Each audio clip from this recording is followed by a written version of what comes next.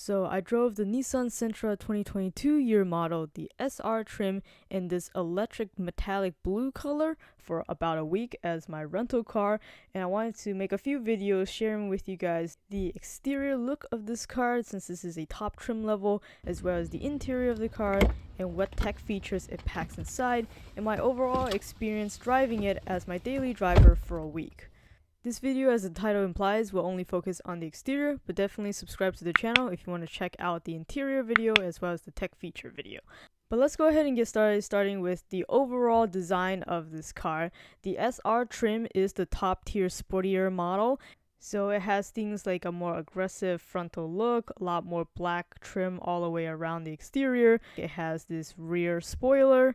Some SR trim add-on options are now currently listed on the screen. Not all of them are present on this particular model, but this one that I got as a rental, it does have upgraded LED headlights and fog lights here. It also has power heated side mirrors. It has 18-inch wheels. It has disc brakes on all four wheels for better braking power. And if you're interested in kind of just the specs of this car, I'll put some links in the description where you can do some further research yourself. But of course, the purpose of this video is to get you kind of an up-close personal look at this car, what the words won't tell you on paper. Now, this car definitely comes in a lot of different colors. The particular one I have here is literally called Electric Blue Metallic, and I think it has a really nice, vibrant metallic color to it. Those LED headlights and fog lights, coupled with the chrome trim on the black grille, definitely make it look a little bit more premium than the car actually is. And you can see the front also has that Nissan logo. It is actually a little bit kind of muted because it actually is also hiding a few of those safety sensors, which I'll be talking about in my tech video. But overall, I think the front look looks pretty snazzy. Moving on to the side, it does have the optional side heated mirrors, which are also power mirrors for adjustment, and the mirrors themselves also contain the lights for the turning signals too.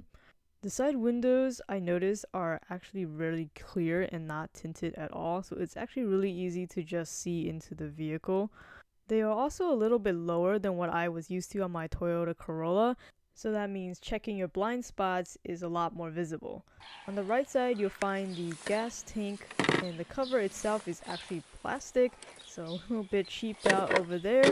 This vehicle does still take regular 87 octane gas. Moving downwards, you can see those 18-inch alloy wheels, also those disc brake calipers right behind each of the four wheels.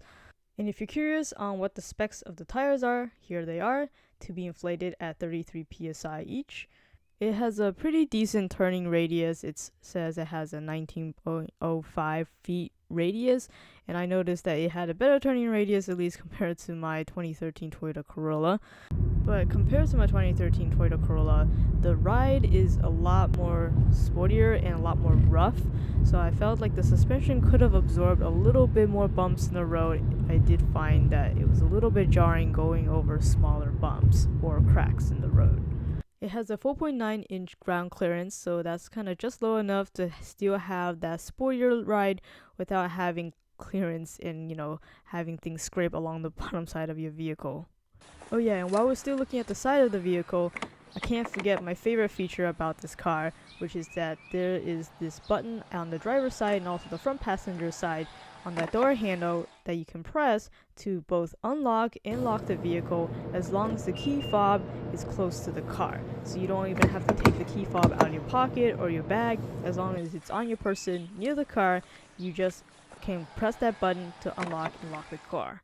Super convenient.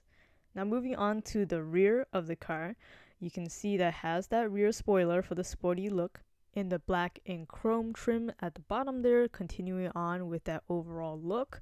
The backup camera is located right under here near the license plate as well, but I am honestly very unimpressed with this backup camera's quality. It's so grainy, particularly at night, but even in the day it looks absolutely terrible. Honestly, my 2013 Toyota Corolla has a better camera than this. In 2022, this is pretty unacceptable.